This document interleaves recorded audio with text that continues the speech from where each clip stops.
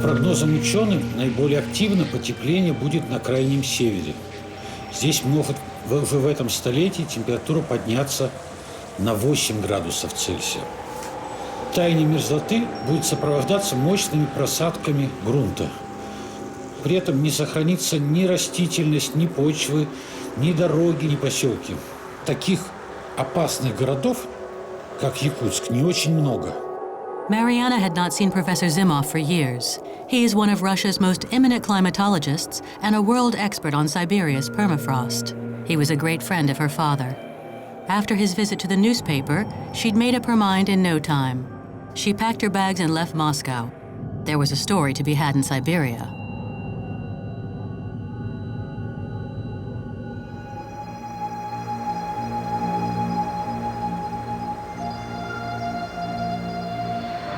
Уважаемые пассажиры, говорит командир корабля. Наш самолет совершил посадку в аэропорту города Якутска, столицы Холодного края. У нас 5 часов 40 минут по местному времени, и температура за бортом составляет минус 44 градуса. Уважаемые пассажиры, вниманию тех, кто вылетает обратными рейсами в ближайшие дни. Полярный циклон движется к Якутску, что может повлечь за собой закрытие аэропорта. Просим вас обращаться за информацией в справочную службу. Командир корабля и экипаж благодарят вас за то, что вы воспользовались услугами авиакомпании «Сибирь» и желают вам приятного пребывания в нашем городе. Mariana has not set foot in Yakutsk for 8 years, and yet she spent the first 25 years of her life in this strange city. Despite its reputation as the world's coldest city, Yakutsk has a huge university, one of the positive legacies of the communist era. Access to knowledge even in the farthest flung corner of the empire. Mariana did most of her studies there, town planning and foreign languages. Then she moved to Moscow to attend 2 dissertations before branching off into journalism. She's called Mariana Samsonova. Her name may be Russian, but she's 100% Yakut.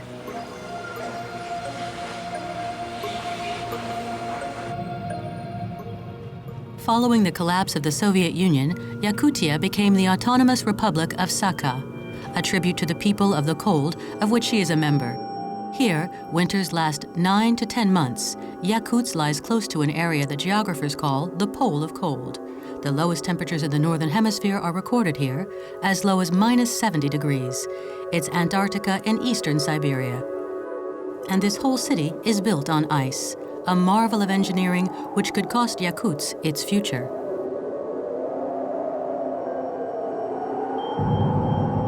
Mariana had no problem persuading her editor to let her investigate the uncertain future of one of the most attractive cities in the Russian Federation. Yakutia was the mining heartland of the former Soviet Union, and it has not lost its position in the neoliberal system. The climate may be warming and the city shaking on its foundations of ice, but the stakes have not changed. Vast reserves of oil, gas, and diamonds of unrivaled purity.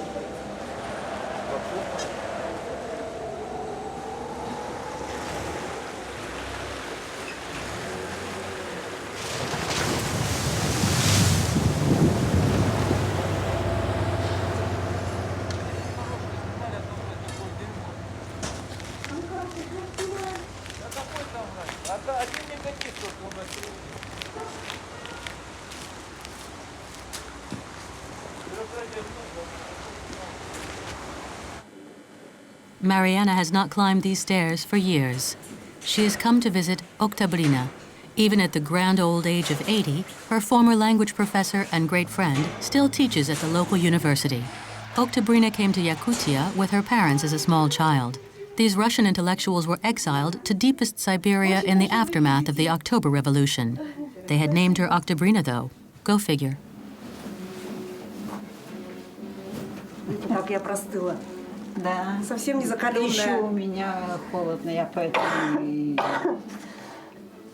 Как стало тепло на улице, вот сейчас где-то 27 днем, да, бывает, все, уже отопление-то он еле-еле батарея. Надо же. Да, а здесь же дома-то тонкие, продувается. А самое интересное я расскажу, это был 43-й год. Да, в 43-м году было холодно, я училась в женской школе, так мы ходили в школу, мы брали с собой дрова по полену, каждый ученик должен был приносить, потому что в школе не было дров, а учиться надо. И вот мы так сидим в варежках. В классе. Да, в классе. И пишете варежкой. Ну да, холодно, в перчатках варим. Было холодно. Идешь в школу, уже берешь с собой полено. Так смешно. В чем сумочки, да? Нет, ну я обычно так. Под мышку прям вот так. Под мышку холодно. Вот так было. Здорово. Я знаете, что хотела спросить, Екатерина Степановна? Вот глядя на вот эти фотографии, да? Как интересно климат был в то время. Вот Ой, это 1 мая. Это 1 мая, видите, дети как одеты. все в пальто. Очень Пальто. холодно. Очень было. холодно было. А сейчас у нас 1 мая бывает, что мы вообще без шапок Да, ходим, да, климат очень изменился, да. Какие были зимы и какие вообще вот... Ой, вы знаете, зимняя температура, вот когда еще учился мой сын в школе, было среднее 56-58. 56.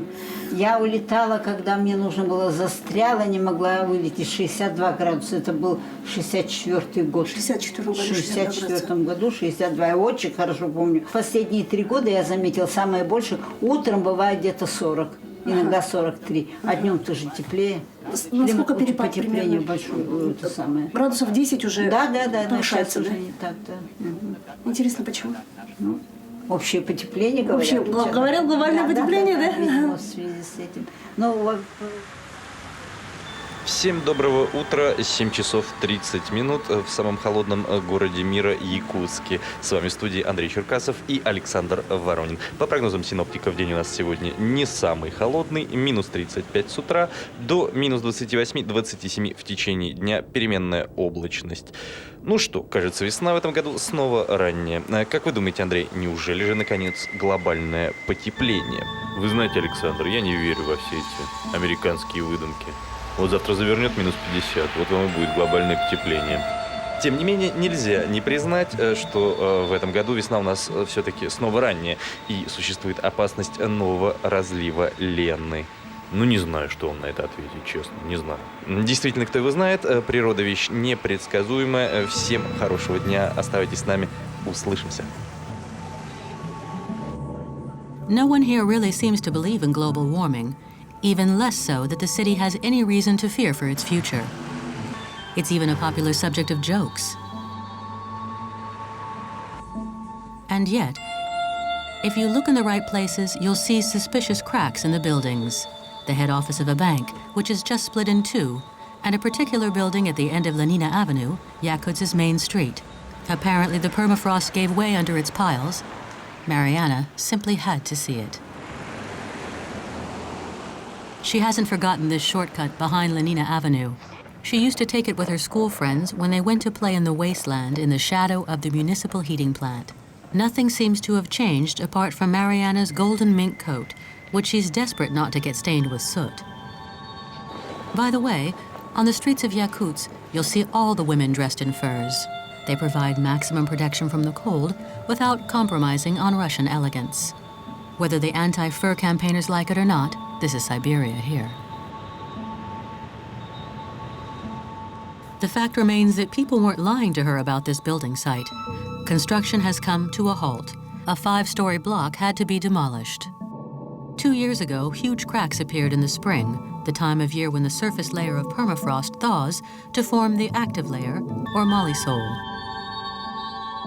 It's a normal phenomenon, familiar to local engineers, except that the depth of the seasonal thaw layer, which is only 1 to 2 meters in theory, is definitely increasing every year, thus threatening the city's very foundations. Construction industry big shots and their insurance companies give each other the runaround. Some claim it's global warming, others reply it's failure to respect building codes for permafrost constructions. Right after visiting this urban wasteland, Mariana finds herself in Anatoly Anatoniev's car. He's Yakut's biggest property developer. News travels fast in the world's coldest city. He insists on giving her a guided tour. He shows her how they drill through 12 to 15 meters of frozen earth with a tray pan to reach the stable permafrost.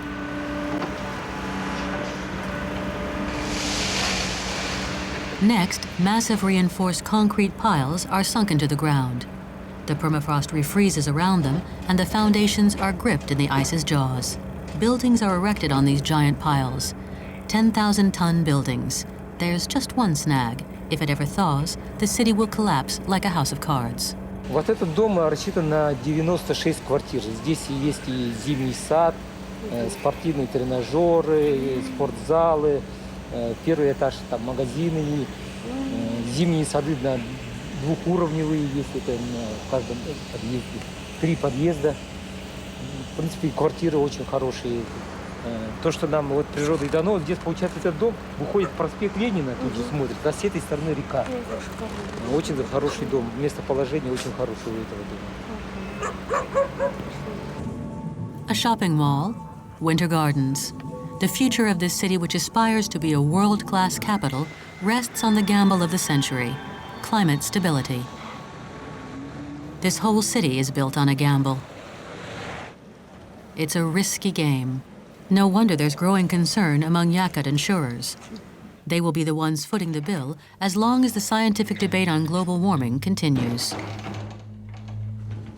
People in other cities in the far north are starting to wonder the same thing, not just in Siberia, but in Alaska and Canada. Yakutsk is the permafrost capital. The urban areas of the Arctic Circle have their eyes riveted on it. It's here at the Permafrost Institute, a department of the prestigious Russian Academy of Sciences, that the techniques for building on ice were developed. In Moscow, Professor Zimov warned Mariana. The old guard at the Institute does not believe for a second in sustained global warming. Zimov puts this down to their communist culture.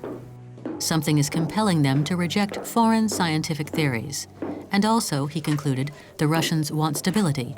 They do not want another revolution. Мерзлота у нас на территории города занимает где-то 300-350 метров в год, то есть мощность ее.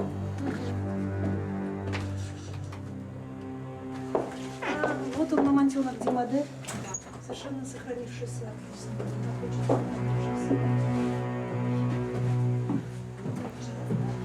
Много этажей, да? Целых 3. Целых 3.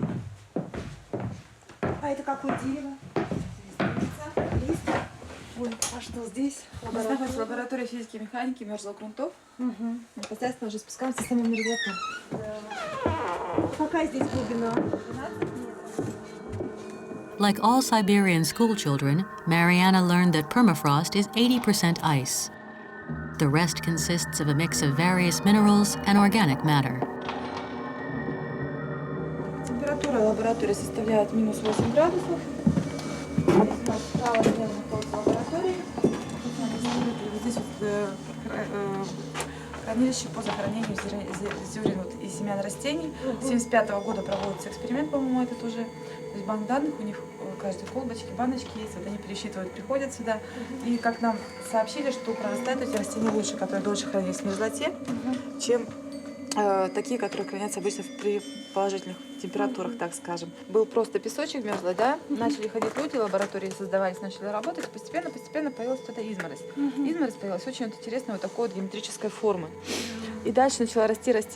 У нас есть лаборатория, возраст кристаллов, который достигает 30 лет, 30-35 лет, потому что лаборатория уже самой 40. То есть у нас существует и будет существовать, дай бог, еще, пока у нас будет мерзлота. As long as the permafrost exists, legitimate doubts have arisen among the new generation of researchers. There's no need to mention global warming. Mariana can't help thinking about the damage caused by human activity on the surface. Hot water leaks and waste heat emissions of all kinds. Yakutsk, an ice cube in a teacup. That's the image that springs to mind. As long as the permafrost exists.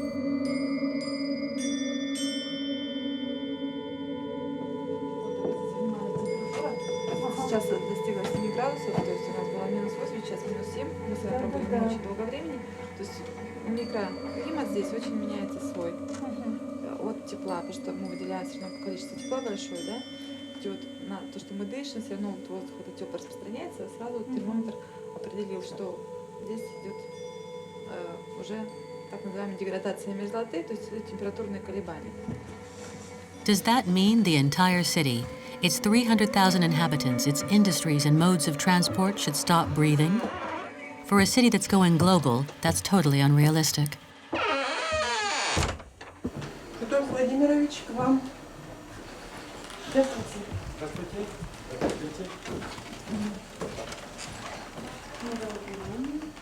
Я вам уже звонила. Да, Очень приятно. все ученые мира говорят, что везде идет глобальное потепление, идет таяние вечной мерзлоты, а вы сказали, что нет, не у нас. Да. Ага, вот про это. Ну, проблема вот глобального потепления на планете, она, в общем-то, вот сейчас остро стоит. Как бы два есть, значит, самое мнение, что глобальное потепление связывается с парниковыми газами. СО2, метан. Это одна группа. А вторая говорит о том, что вот потепление на Земле связано с теми вот циклами, о которых я говорил. Значит, сторонники вот этого СО2 говорят, что вот мы стали много жечь нефти, угля. Но оказывается, в принципе, были такие времена в истории развития климата на Земле, когда увеличение температуры воздуха было не связано с этими парниковыми газами. Естественно, надо согласиться, что идет вот это с 70-х годов, произошло потепление. Произошло потепление, никто от этого не отказывает. Но какова роль там, значит, антропогена, это надо, значит, сам еще исследовать. У нас специальные исследования проводим мы на своих полигонах, и там мы антропогена не чувствуем. Изменения, климатические изменения на Земле, они цикличны, в принципе. Дают сейчас расчеты, вот наши расчеты в институте, что пик уже, значит, самое, вот сейчас мы находимся на пике, и он уже все, дальше, значит, будет идти похолодание. Вот сказать, что повышение температуры сильно повлияло на многолетние мерзлые породы, сказать однозначно нельзя. Ну, это настолько инерционная система, что для того, чтобы, значит, ее раскачать, требуется ой-ой-ой, много тепла и много солнца надо. Zimov warned Mariana the prestigious Russian Academy of Sciences does not believe in this phenomenon of global warming, which is alarming the West. It has to be said that no one here panics about shifts in nature. Everyone has a pioneer mentality. They have been bending nature to their will for over 400 years. The capital of cold will never fall.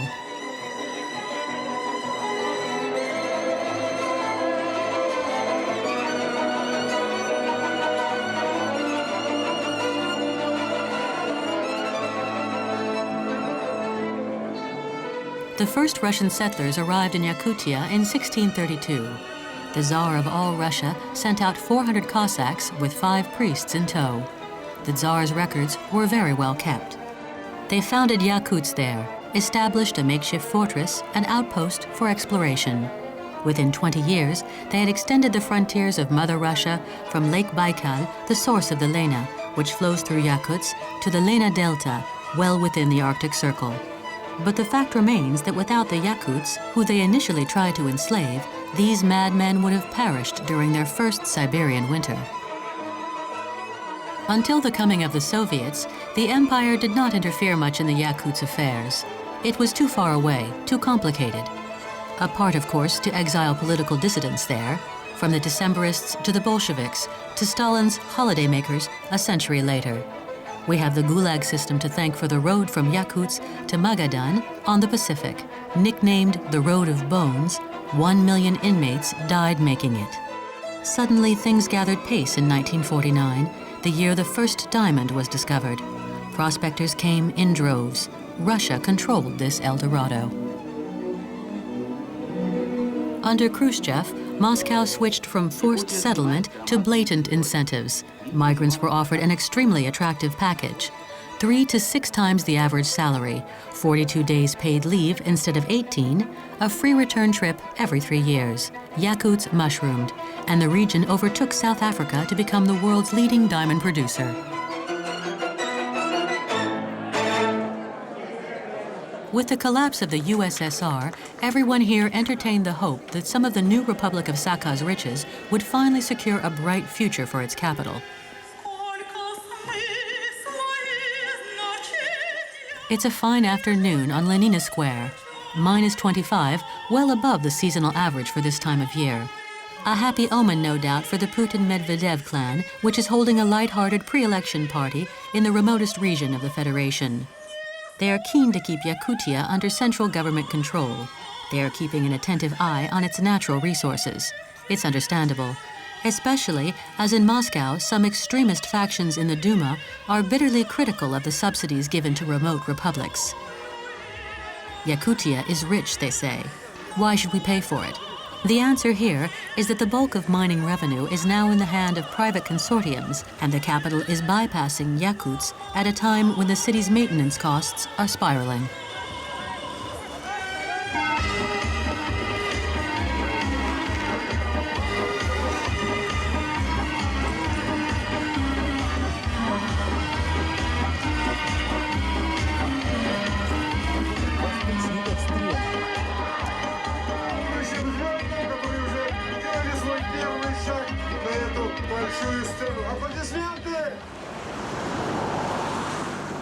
The question of diamonds is a delicate one.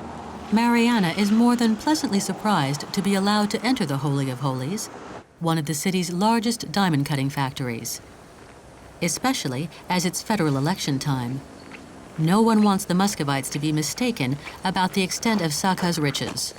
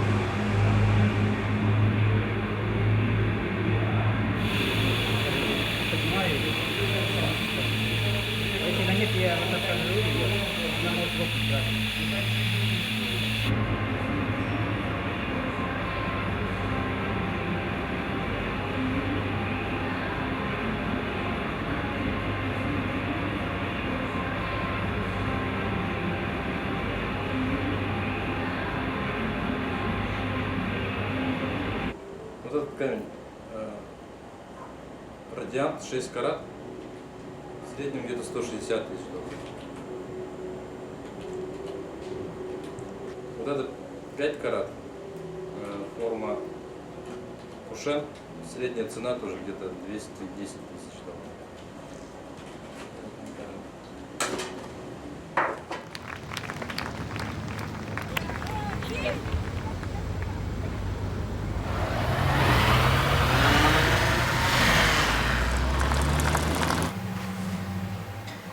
Возвращаясь к вопросу о вечной мерзлоте.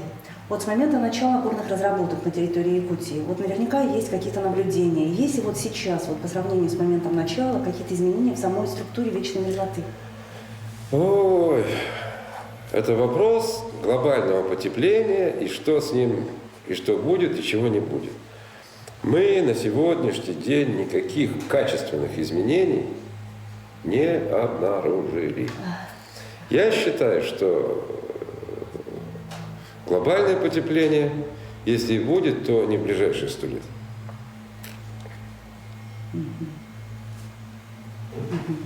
Значит ли это, что через 100 лет все-таки можно ожидать глобального потепления? А может быть, похолодание, я не знаю.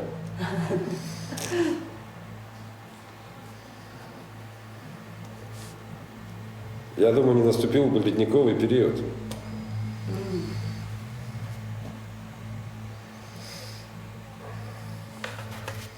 While the big boss of the northern mines is talking about the possibility of a new ice age, the temperature drops suddenly at dusk. The mercury has fallen 15 degrees in an hour or so. On the streets, everyone speeds up and grits their teeth. Something must be brewing further north.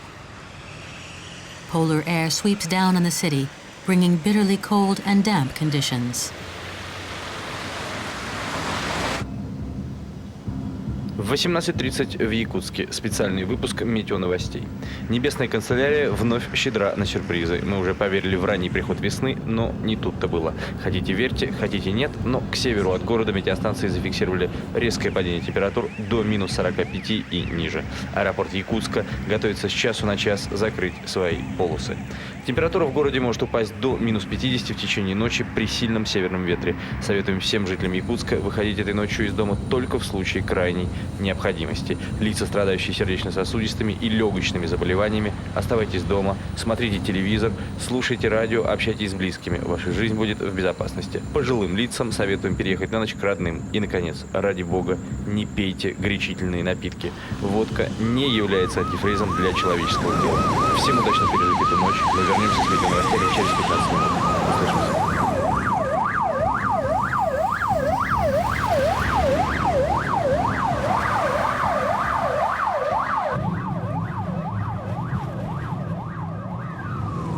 Если мы этого не будем делать, огромное количество людей просто будет замерзать на улице города.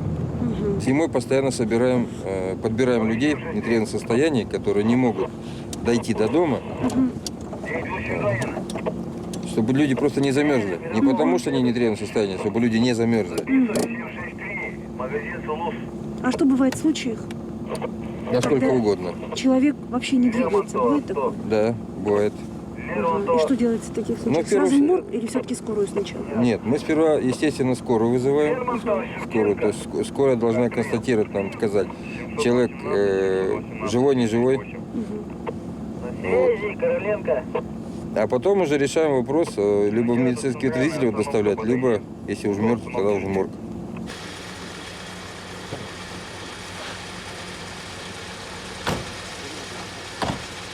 Спокойно, маршрут 720, маршрут без происшествий.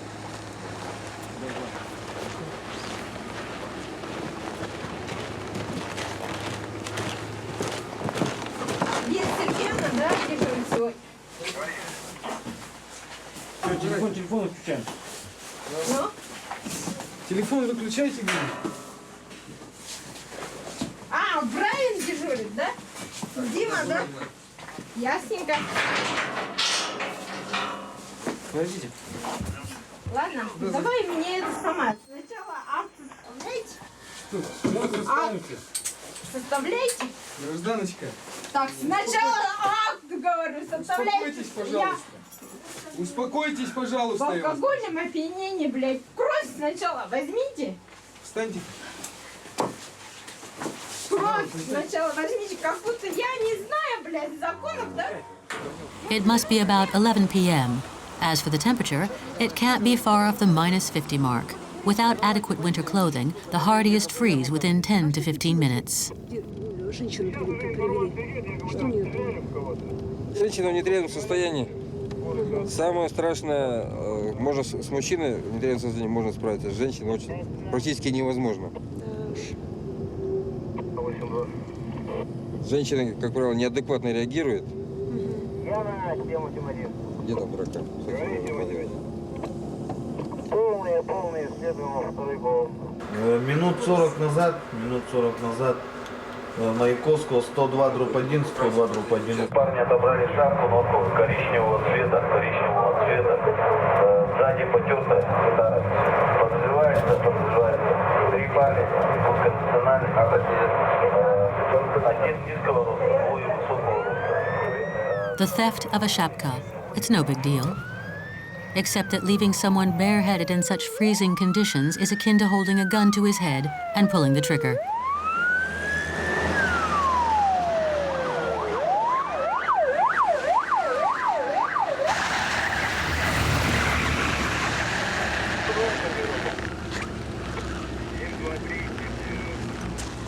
As for this poor guy, he hasn't done anything wrong. He's just lucky to have been picked up by the militia. Given how white his parka is, he was probably on the verge of freezing to death. He'll be thankful tomorrow.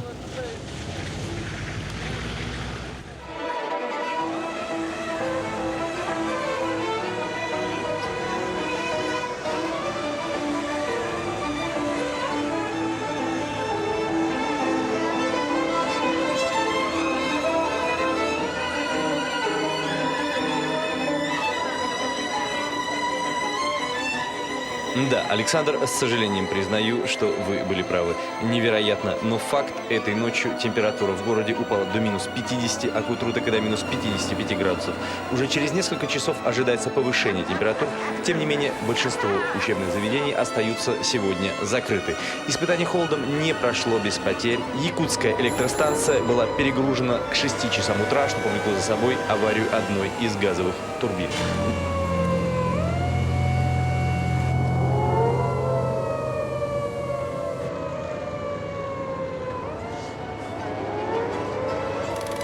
Многочисленные неполадки также были зафиксированы в теплопроводе. Критическая ситуация создалась в квартале 202, где 3500 жителей остаются без отопления вот уже в течение 2 часов. Температуры во многих квартирах близки к нулю. Сотрудники МЧС делают все возможное, чтобы избежать экстренной эвакуации жителей. В кварталах старой застройки положение немногим лучше. Большинство водных колонок вышло из строя, и жители вынуждены ходить за водой в другие кварталы.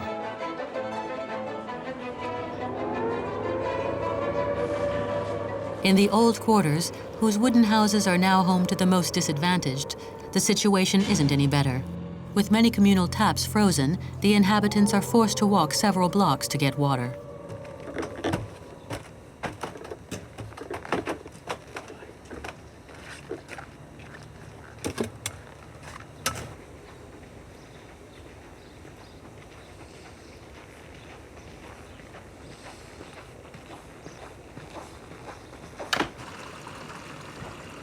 Это что такое?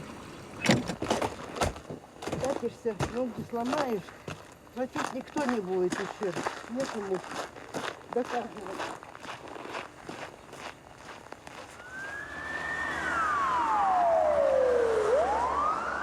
2 blocks away, a fire has even broken out. It's reducing a corner of historic Yakuts to cinders. Rumors are rife. Apparently, a local real estate mafia is taking advantage of this sort of confusion to destroy old homes and fill the city with concrete buildings. Is it urgent to build before the great debate on the permafrost? Given the situation, anything is possible.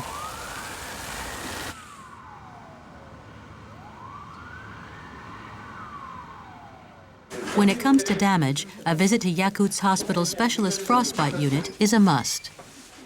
It sees the damaging effects of the region's violent climate and deals with the consequences of nights like last night. Apparently, during the golden age of Soviet science, people were literally brought back from the dead thanks to Russian cryomedicine. According to Professor Revo Alexeyev, the senior physician, the unit revived clinically dead patients whose body temperature was close to freezing. It seems the secret is to warm them up incredibly slowly. Сейчас мы его допросим, производственная травма, сломался у него этот грузовик. Где-то в тундре, там далеко, он с севера приехал. И вот он потерял пальцы, кистей, коленки отпорожены. И он, вот он. Этот старик, вот тут мороженый лежит, дедушка. Дедуля тоже кисти потеряны. Ну вот дед на улицу упал. А вот смотрите. Дедушка, вот видишь, пальцы правой кисти потерял, на левой вроде сохранили. Сохранились. Ну, он просто упал на улице, замерз. А вот это производственная травма. Вот производственная травма. Вот давай поговорим, расскажем, ладно, что случилось? Не бойся. На машине. На машине, в тундре. Откуда ты у нас, а? Север какой? Анабарского улуса, да. Анабарского улуса с крайнего севера. Машина сломалась. Да, машина заглохла, ехал один. 11 часов ночи. Темно, ничего не сделаешь, что-то на поезд один. И смотрю, машина 100 метров стоит. Вот это не кое-когда полз. Вот так это было. А потом доставили куда? В Хаю. А с Хаю привезли на бар. Санавиация Сноборожья. А со Стволах я самолетом сюда прилетел.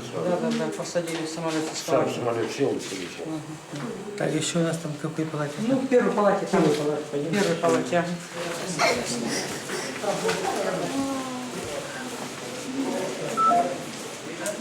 Вот эти все палаты лежат за отморожением. Вот. Все палаты в тяжелой степени отморожения. Все. Все вот так. У них все тяжелые ампутации проведены. Но они поступили у нас очень поздно. Не первый день. Когда первый день поступают, мы их оживляем. Но потом будем говорить об этом. Да? И все вот самые тяжелые, которые оживляем в жизни. Осталось немножко, видите, вот ампутация бедра. Вот, тяжелая ампутация.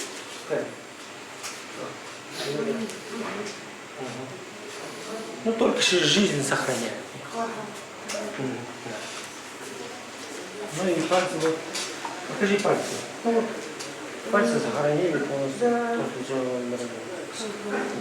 Стараемся, чтобы пальцы сохранили. Чтобы работоспособность какой-то степени. Mariana needs some fresh air. Frostbite victims resemble victims of war, and the temperature has suddenly shot back up. You don't need gloves. It's completely baffling. Never in living memory has the weather been so erratic. 30 degrees in one go. It's minus 22. Maybe the winter is finally drawing to a close after bringing the city to its knees one last time. On a drab Soviet-style housing estate in East Yakutsk, the children are out skating again under the pale sun. Mariana wants to see her friend Sergei and his baby, who was born in January.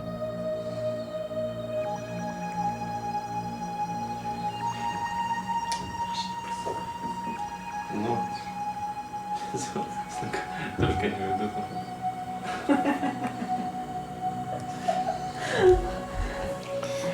То, что в шубе.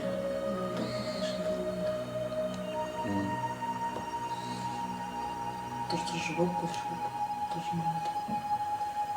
Вот как у всех людей. А так ты зимой без разницы. Летом-то еще тяжелее. Уже руку с таким большим животом. Это модель просто.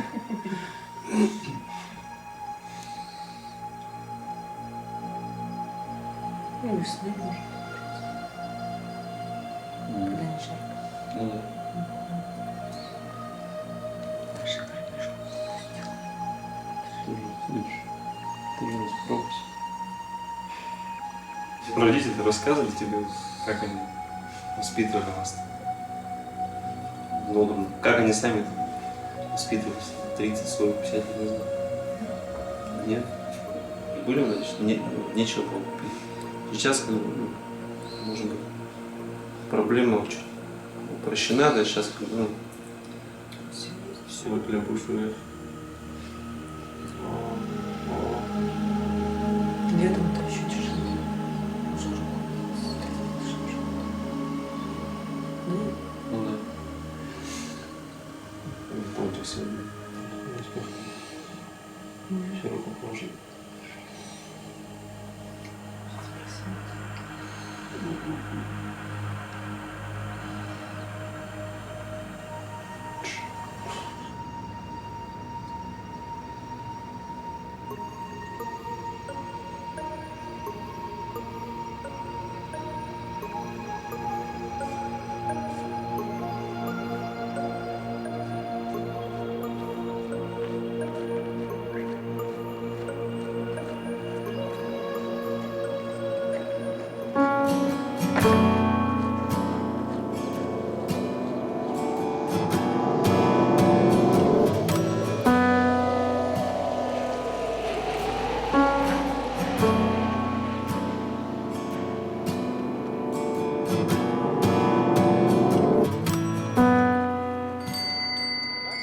All of a sudden, spring is here.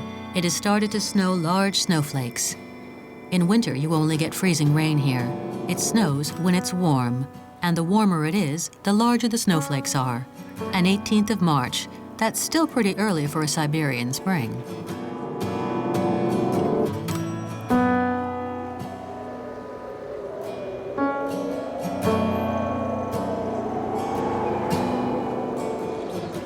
To celebrate, Mariana is going to buy herself a nice frozen fish at the market on the banks of the Lena. A hake as stiff as a board.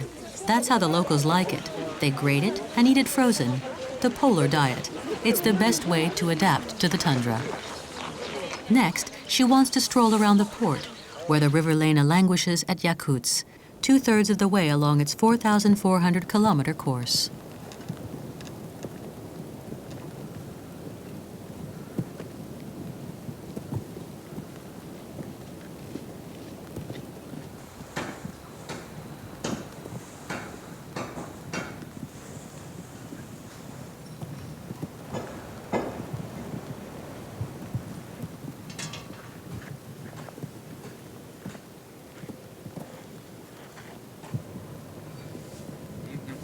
Mariana's father used to work on the boats that ply the river for the 2 or 3 months of the year when the water isn't frozen.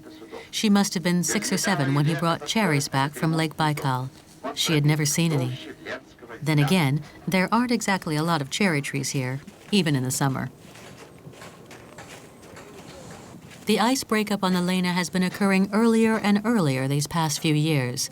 The advantage is ships can sail unhindered several weeks early, bringing fresh fruit and vegetables back from the south. Without the Lena, Yakutsk is isolated, entirely dependent on itself, which explains the explosion of prices in wintertime. The roads are impassable, there is no railway, and there never will be. The ground shifts too much. That just leaves the airport, subject to the vagaries of the weather. The downside is the brutality of the breakups. So much ice has to melt in a shorter and shorter space of time. The Emergency Situations Ministry is now under great pressure every year when spring comes around. An unprecedented tragedy has left painful memories.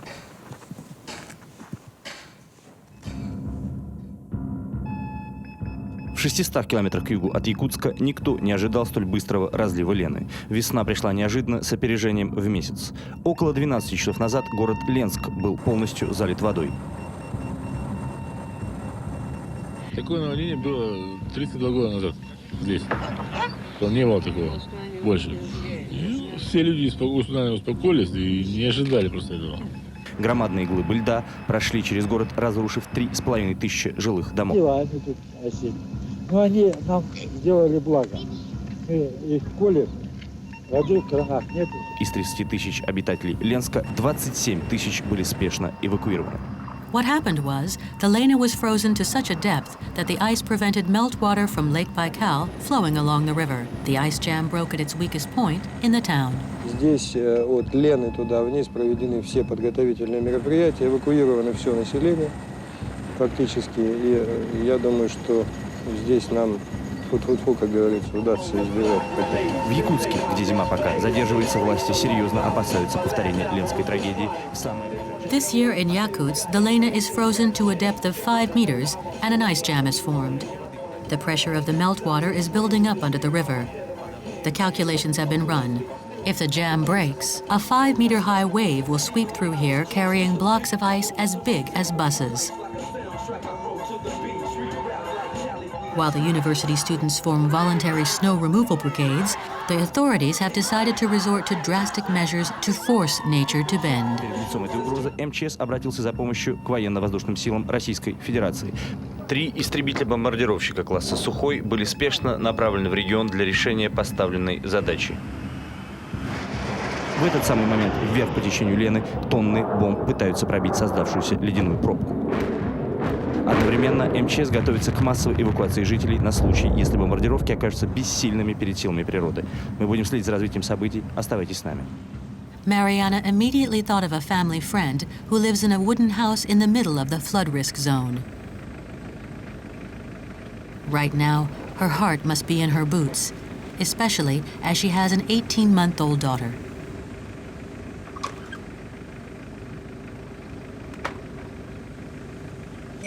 Холодно, да? Чуть-чуть.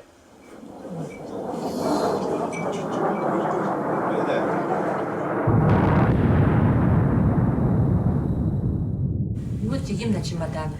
Жалко, конечно. Сами строили, да? Сами построили. Муж строил, Владимир строил. Помогали, но не строили. Где нанимали, где сами. Строили почти 4 года. Да. Поэтапно. Потому что сразу денег не хватает. Теперь сносят, вот мы будем, наверное, участок искать, дом перевозить там. Потому что привыкли к частному дому, да? Ага, лучше в частном доме.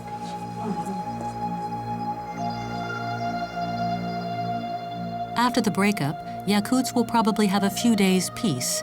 Then the temperature will suddenly shoot up to 35 degrees above zero. It'll be the Siberian summer. Think about it, a temperature range of 100 degrees between winter and summer. It's downright bizarre. There will be flowers on the tundra and swarms of mosquitoes so thick and aggressive you'll have to jump in the Lena to escape them. The whole city will meet on the banks of the river. Yakutsk will turn into a seaside resort. It's hard to imagine. This will last 20 days at most, and then, very quickly, the weather will get cooler. It will snow for the first time around the 15th of September, and towards the end of October, Yakutsk will be completely frozen once more. That's how things have been until now, at least.